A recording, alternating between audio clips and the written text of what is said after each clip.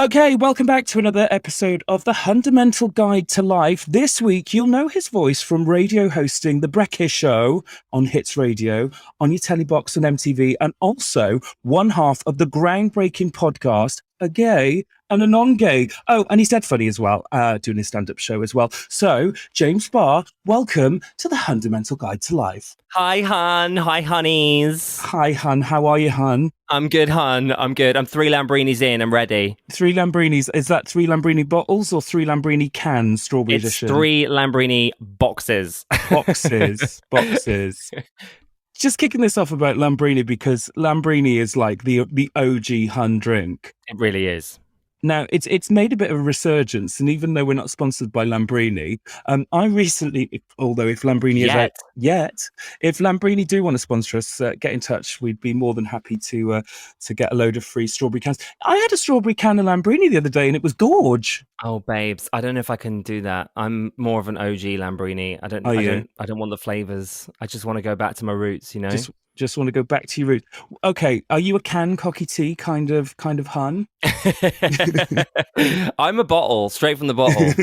I'm toast bottle. I mean, me and my friend, I'm a toast bottle, sometimes canvas. Me and my friend used to like down it on a train to London to GAY when we were off to see Sophie EB. So to be honest, I think I'm a full, but I'll just go the whole bottle. Taking it back to your days up on the train up to GAY, were you jeans and a vest and a rosary bead fan? See, I take offense to this question because I am currently a vest and a rosy bead Hun, and I didn't get that memo in the past. I didn't do that. I was too busy just like wearing a very unfitted t-shirt or shirt, like I was straight or something. And now I would go for the vest because I've been working out. I'm trying to have a hot dumb year. Yeah. So I'm like, I've thrown away the activism and I'm just getting into my full hotness. So I've been going to the gym. I've been trying to lose weight. I was getting rid of my lockdown chins. And so now I would totally do the rosary beads and the vest. Is there something like from back in the past, like, because my thing is like, you know, like these, I'm jeans and boots sort of things. And well, no, actually not jeans. I'm all about boots. Do you remember like when the All Saints boots came in like ages ago? But that's sort of like one style thing that sort of just hung around with me since back in the day. I've always got some sort of trouser in a boot. Is there anything from back in the day that sort of you've clung on and you refuse to let go to fashion wise? Skinny jeans. Apparently they're chuggy, but I can't let them go because my pins just look great, I think. Yeah, they just elongate, don't they? Yeah, I don't know. There's something about them. They make you look skinny as well. Because if your legs are skinny, then everything else must be, even if it's not. So let's stay with men's fashion. Can we just talk about like Topshop and Topman going? I don't think we talk about this as much out there in society. That was a big blow. Topshop, Topman, and all the tops. I still walk past Topshop on Oxford Street and just say a little obituary in my head as I pass it. I think it's actually devastating. And I know you can get it online, but it's really not the same. It's not the same. I want to finger through the rails. Yeah. I want to look at the other guys in there. I want to see get fingered on the rails. Right? I'll do that too. So yeah, I'm upset about it. I think it's really upsetting. And I've pivoted now to Zara. Yeah, do like a Zara. Zara's doing quite well, I think. Yeah. But yeah, it's upsetting. Do you know what though? Talking about because whereabouts is the studio for Hits? It's Leicester Square, right? It's Golden Square in Soho. Yeah. So Carnaby Street. So you're in the thick of it. So you get to walk past the relic that was once Topshop quite often, and I do too. Do you know what's going in there? No, please don't. Oh, you don't know what's going in there? No, I don't. What's going in there? It's IKEA. Oh God, really? Yeah, it's IKEA. But do you know what though? I heard. I mean, please don't take this as gospel because this is just Soho tittle tattle that I'm just spreading around that I have no basis from. That I just heard once. It's not opening until 2024. I mean, what the hell are they building in Topshop for like 2 years? Like it's going to have to be some Don Daddy IKEA. So we'll go from fingering the rails to fingering a Billy bookcase at IKEA. I'm cool with that. That's very upsetting though, because IKEA's that's not an Oxford Street moment, is it? No. We'll put this out when the episode comes out. Peter Andre back in the day or Peter Andre now? Let's see what the Huns think, because I think I think the mums like Peter Andre now. Yeah, but do the Huns? Mums or Huns? Huns, mums. We'll see. We'll find out. I mean, they're the same thing, but I don't know. I think. Well, what do you prefer? I definitely prefer Peter Andre then.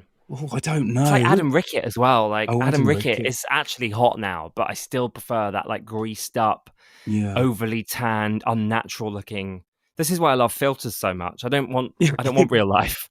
There's a great piece of footage whenever you search, because like I use I Breathe Again and Adam Rickett, every 3 months to sort of drum up support on Instagram, just when there's nothing, got no content today, get Adam Rickett out. And there's a great clip on YouTube of, I'm pretty sure it's Adam Rickett bringing in the new year at GAY when it was at the Astoria, and he's literally walking on like these baggy jeans and this like leather jacket like hanging off him, like oh yeah, and then just gets his oily body out, and we all just lose ourselves. Yeah, I'm losing myself now thinking about it. That is hot. It's quite grainy footage, so it's in fitting of the time. But yeah, that's a bit. If you got 5 minutes later, and I'll give it 10. Yeah, give it 7.5. I love a Cheryl Swan dive. Oh, me too. I actually did it once to her. Have you seen that? No, you've swan dived at Cheryl. Yes, I did. I was interviewing her, and I was so excited about the swan dive because it had just happened on.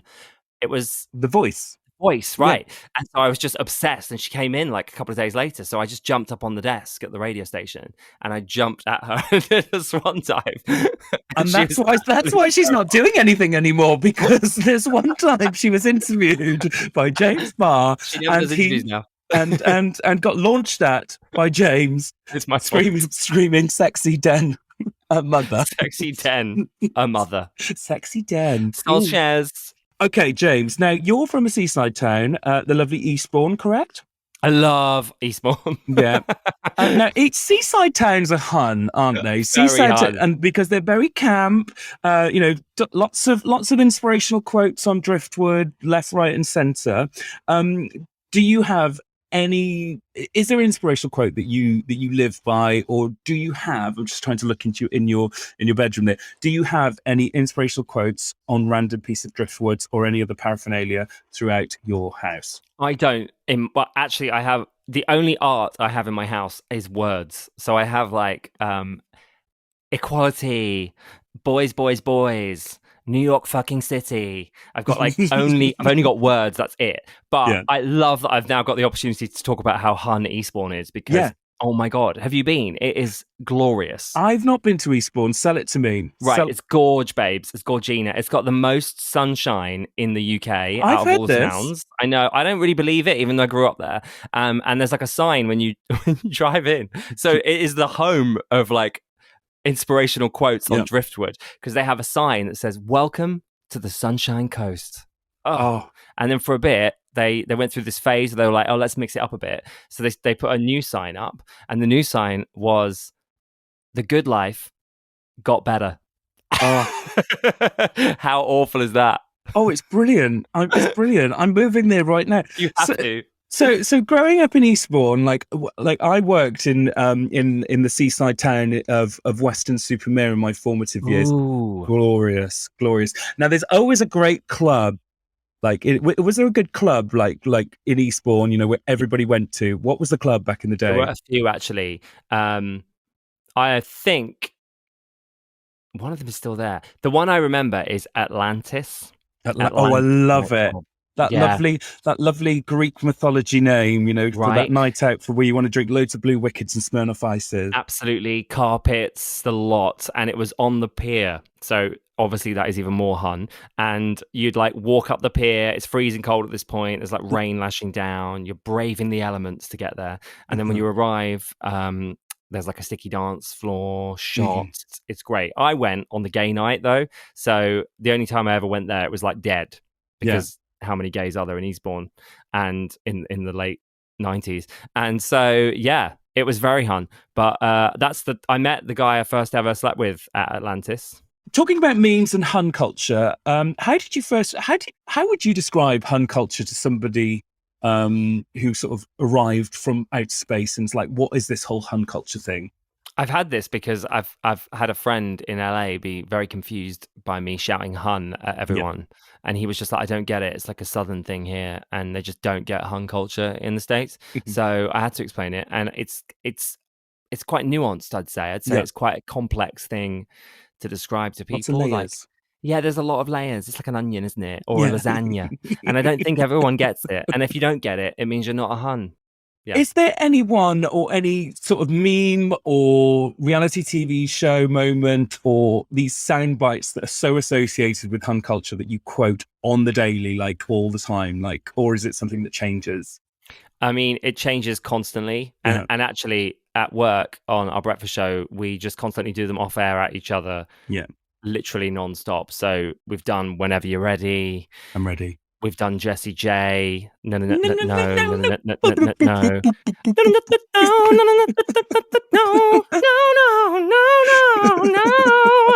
Yes. And lately, the Hun meme that I just can't stop saying is, I've got nothing left, by Ian Beale.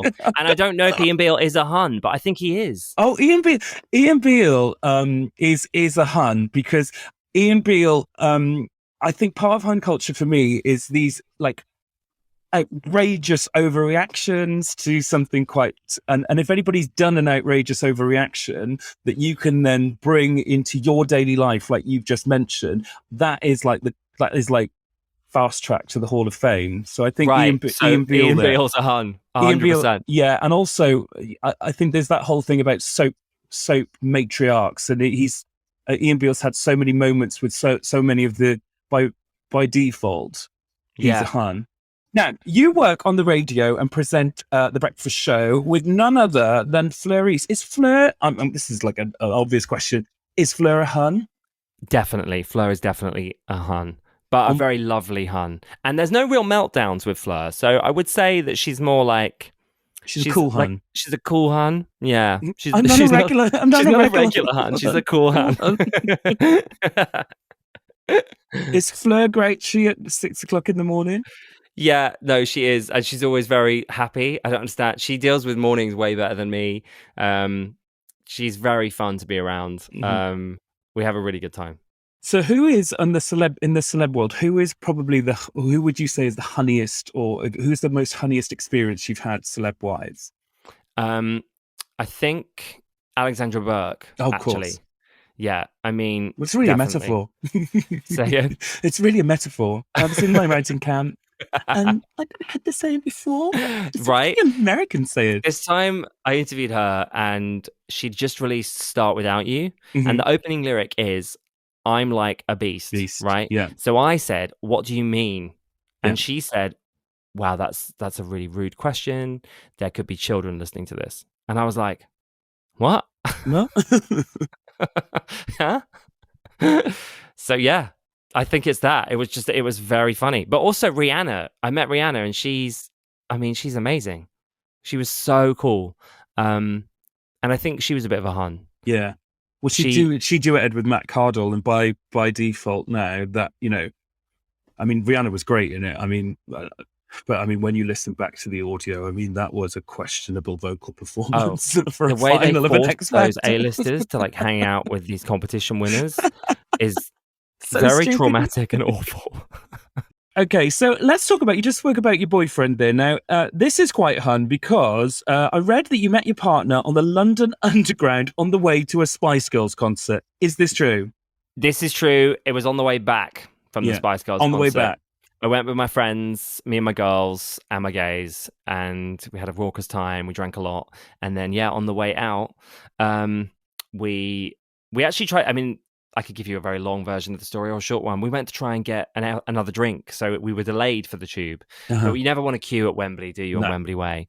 So we went to try and get another drink. We weren't allowed to order a drink. So we just used the loos, which is a very Hun move, I think. Go to a venue, use the loo, leave. So we did that. And then as we came out, we joined the queue. And there were these other gays very nearby who had hummus and dips. The hummus is the dip. So they were dipping carrots in the hummus. And that's fun. My friend Mel was like, "Oh, these gays have hummus." So we started chatting to them, And then my boyfriend James, same name, very That's narcissistic. Thank you.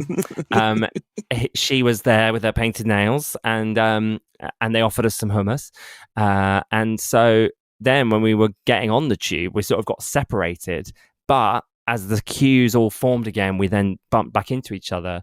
And rather than going the way his friends were going, he decided to stay with me and my friends. And the rest is history. Actually, thinking about Rihanna, her song "Only Girl in the World," I always think that first lyric is, "I want you to love me like I'm a hot pie." I used to think it was pie. It's not. It's ride. But this was before lyric websites. Yeah. So I was convinced it was pie. So when I met her, I gave her like a pie, and she was like, "What?